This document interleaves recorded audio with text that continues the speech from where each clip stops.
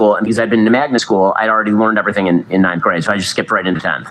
And so I skipped into a class where I knew nobody, where all the cliques had been formed for 10 years already. And so I was kind of the outsider to the entire class for a variety of reasons. And so when it came to, which group I got placed with in terms of socially, very often if there was, a social event like the Shabbaton, which was like a sleepaway, they would kind of put me with the cast-offs, like with the bad kids, even though I was a good kid. And like very good kid. And so, I ended up there, they were bullies. So they, hit me with belts, that kind of stuff. So it was really bad. And so, again, I could sort of use that as, okay, it's me. But I don't know, some of it's probably makeup. I never thought it was me. I always thought they were just assholes. And so it was like, okay, fine. So they're bad people. But again, I think part of that is just there's something to the idea of, to use a sports analogy, constantly being the visiting fan at a home game. And for me, my whole life, it was kind of like that. Right? I've been a conservative person living in blue areas my whole life until the last few years. I'm an Orthodox Jew living in non-Jewish areas for a lot of my life. I was a newcomer to the Jewish community when I came in to the Orthodox community. So I was always sort of the person. I'm a White Sox fan going to Angels games my entire childhood, right? So literally, I have sort of a pathological draw toward rooting for the team that's visiting. So even now when I'm like in Miami and it's a National League game or something, and I have no interest in either team, I end up just randomly rooting for the visiting team because it's so ingrained. So what that does, that sort of trains you to feel a sort of, okay, you want to come after me? Let's go. Like, that's okay. I'm in a strange place. That's all right. I'm comfortable being in strange places. That you like your back up against the wall. It doesn't bother me too much. You have a very famous saying.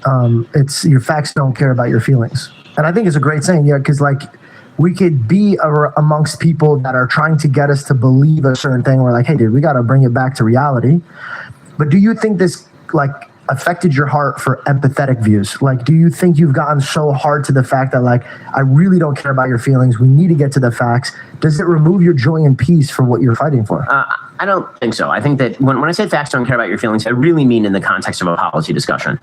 When it comes to interpersonal discussions, people talk about their feelings all the time and how it affects them. And if I were having a political conversation with somebody one-on-one, very often it's not going to just be pure policy. Very often it's going to be the impact of the policy on you and what does that mean for you and how to make different choices. Of course. And I think that's true with my wife. It's true with my kids, right? It's all feelings and very little facts when it comes to your although with kids, I think it should be facts and not feelings very often. No, it's a very important word. Is your raising of your how old are your children? My kids are 10, 8, 4, and 1. Okay. So you having children debating versus you not having children debating. When you're on these college campuses and you're like, this kid's driven in the wrong direction and I kind of have to drill him now. Have you became more soft now that you have children and realize that even your own children can make stupid mistakes? I don't think so. Maybe that's just a process of aging. I doubt it probably has much to do with the kids. The truth is that I think a lot of the Ben Shapiro Destroys videos, sometimes it's somebody being obnoxious and, I get irritable. But I would say the vast majority of the time, it's a fairly calm conversation where I just say something the other person really doesn't know how to deal with.